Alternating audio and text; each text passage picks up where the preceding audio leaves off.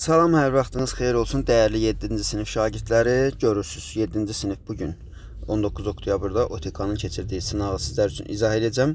Kanalımıza abunə olun, videomuzu bəyənin ki, yüklənən videolar tez sizə çatsın və siz daha tez görə biləsiniz digər uşaqlardan. Deməli belə, bildirişləri də açmağı mütləq unutmayın. Kanalımızdan gələn bildirişlər açılsın tez-tez. Deməli belə, uşaqlar, baxaq. Birinci sualda nə düşüb? Deyir ki, hansı sıradakı isimlərin quruluşu yanlış verilib? Quruluşu, yəni quruluşca sadə düzəltmə mürəkkəb olur sözlər.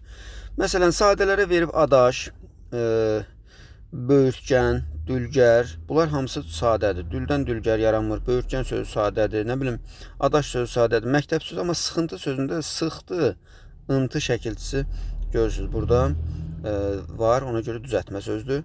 Düzəltmə sözlərə verib yoldaş düz verib, yol yoldaş.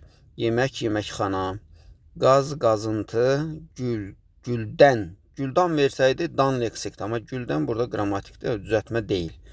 Şərqşünas mürəkkəb sözlərin içində şərqşünas verib. Şərqşünas düzəltmə sözdür. Deməli 4-cü sıradakı səhvdir. İkinci sualda deyir ki, səks tərkibi yalnız 3-cü hecada fərqlənən sözü müəyyənləşdirin. Yəni deyiliş yazılış ancaq 3-cü hecada fərqlənir. Baxaq, azadlıq. Bax bu sözdür, azadlıq. Tələffüz necədir? Azadlıq. Yox, bu olmayacaq cavabımız. Azadlıq. Bu deyil cavab. Çünki burada baxın, fikir verin. Bu da fərqləndi, bu da fərqləndi, bu da fərqləndi. Yalnız bizə deyib ki, 3-cü hecada. Əzmkarlıqda əzim olur, burada fərqlənir, bu da deyil. Qaranlıq sözünə baxaq. Qaranlıq, bəli, bu olacaq. Qaranlıq. Baxın, belə tələffüz olunur.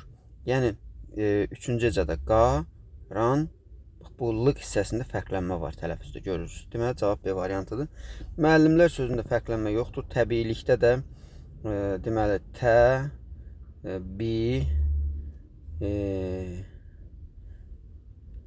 təbii, 3-cü hecə buradır, bu fərqlənmir.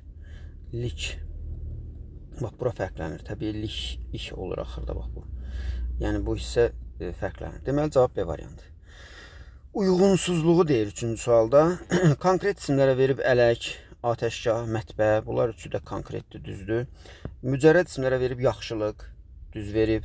Amma silahdaş yoldaş deməkdir. Məsələn, bu görünür axı, mücərrəd deyil, konkretdir. Deməli, mücərrədin altında səhv verib bunu. Bərbəri də yəqin ki, görmürsünüz də bərbər.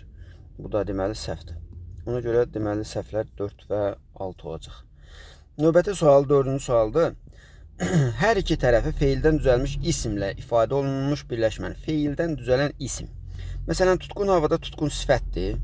Havada sadədir. Qaçış yarışı. Qaçış bu isimdir. Feildən düzəlib. Yarış amma sadə sözdür. Ona görə bu da olmayacaq. Daraq alışı.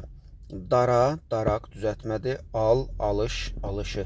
Deməli, görürsünüz, burada hər ikisi isimdir və düzəltmədir. Cavab da budur. Məsələn, yorğunda yorğun işçi. Bu iki tərəfi düzəltmə olsa da yorğun sifətdir. Ürkəkdə də ürkək sifətdir. Baxış isim olsa da ürkək sifətdir. Bizə hər iki tərəf isim lazımdır. Ona görə C variantı. Neçənci misrada mənsubiyyət şəkilçili söz yoxdur. Bir rəngi yox, göylərin min rəngini sevirəm, rəngini. Göylərin öz rəngini. Deməli, burada mənsubiyyətdir bu. Öz artıra bilirik qabağına. Birinci misranı çıxacaq. Bir gülü yox, güllərin min çələngini sevirəm. Burada da eynən çələngi, mənsubiyyətdir. Bax, buradakı kimi. Ni də təsiri qaldı. Deməli, ikinci misrada da var. Mən çıxmağa təpə yox, uca dağ istəyirəm. Bax, burada mənsubiyyət yoxdur. Biri cavabımızın budur. Həyatı həyat kimi yaşamaq istəyirəm. Nəyi? Həyatı. Bu da təsiri kaldadır. Burada da mənsubiyyət yoxdur. Biri də budur. Cavab olacaq 3, 4. Cavab deməli nədir? D variantı. Növbəti sualımıza baxaq.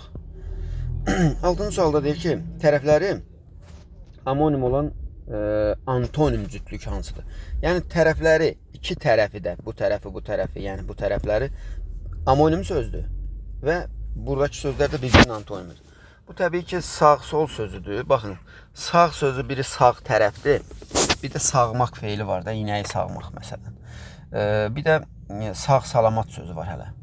Sol da sol tərəf, yəni solumuz, bir də gülün solması var. Amonimdir. Amma burada da sağla sol bir-birinin əksidir, antonimdir. Cavab olacaq D variantı ilə. Deməli, bunu istəyir bizdən. Hansı sözlərin yazılışı düzgün, tələffüzü yanlışdır? Yazılışı düzgün, tələffüz. Məsələn, A variantında ikisi də düzdür, bunu götürməyəcəyik. B variant, daha doğrusu 1-də. 2-də odlanmaq sözü düz yazılıb, amma burada n-m olmalıdır, odlanmaq olmalıydı. Deməli, yazılışı düz, tələffüzü səhv, biri budur. Armudlar sözü armudlardır, tələffüzü də düzdür, yazılışı da düzdür, bunu götürməyəcəyik. Natəmizlik sözündə burada uzanma olmalıdır. Natəmizlik, natəmizlik. Deməli, uzanmanı verməyib. Deməli, yazılışı düzdür, tələffüzü səhv. Cavabımız da budur, elə 2-4. Hökümdar sözündə də ü artıqdır, yazılışda yoxdur. Yəni, yazılışı səhvdir bunun. 2 və 4 cavabıdır, o da deməli nədir? D variantı. Növbəti 8-ci sualda l səsinin işlənmədiyi sözü istəyir bizdən. Elmli sözündə var. Deməli, təkmildə l səsinin işlənmədiyi. Hətta burada elm sözü yoxdur. Səhv yazılıb. Lələklə sözündə l-lar var. Lələklə. Lələk nən olur. Amma burada l-lar var da. Limanlı var. Limanlar. Burada nə olsa da, amma burada biri var. Evli l tələffüz olunur. Burada da var. Amma qızlarda tələffüz belədir də. Qız. Dar.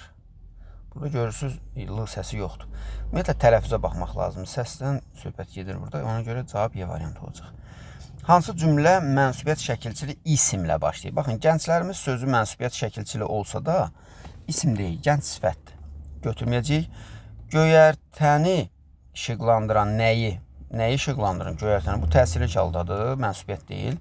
Professorun vəziyyəti lap pis idi. Burada mənsubiyyət buradadır, professorun sözündə mənsubiyyət yoxdur, yəl haldadır.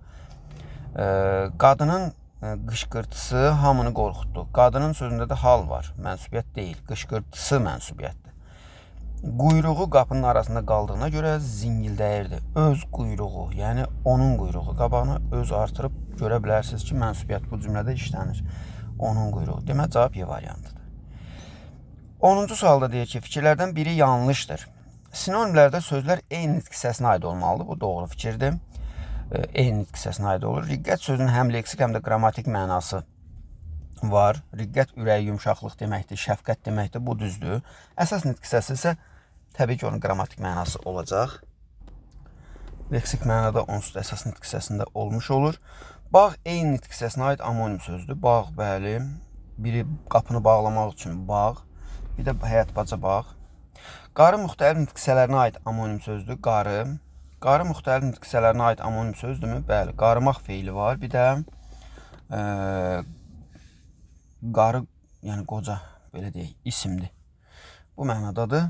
Bu da qocalmış qadın mənasındadır da, qarı. Qarmaq feili də var. Bu da düzdür, müxtəlif nitq hissəsinə aid amonimdir. Baş həm çox mənalı, həm amonim deyil. Burada başın amonimi, bax, məsələn, yanlışdır. Baş yalnız çox mənalı sözdür. Cavab Y variantı. 11-ci suala baxaq. Verilən tələblərin ikisinə də uyğun gələn ismin işləndiyi cümlə həm mücərrəd olmalıdır, həm də sifətdən yaranmalıdır. Burada yaxşılıq sözünü görürsünüz, yaxşılıq. Baxın, sifətdir, yaxşı, yaxşıdan yaxşılıq isim olub. Deməli, cavab B variantıdır. Elə digər variantlarda elə şərtə uyğun söz yoxdur. 12-də cədvəldəki doğru nümunələri müəyyənləşdirin. Analog sözünün sinonimi bənzərdir. Oxşar olan sözünü niyə götürmürük? Çünki sinonim eyni nitq hissəsinə aid olur. Oxşar olan feildir, feil sifətdir. Bənzər götürəcəyik. Mətin sözündə sinonimi dözümlü deməkdir. 2 və 3-ü götürəcəyik cavabda. Deməli, B variantı. 13-cü sualda hansı cümlədən mənsubiyyətə görə dəyişərkən ümumi qaydalardan kənara çıxan isim işlənmişdir?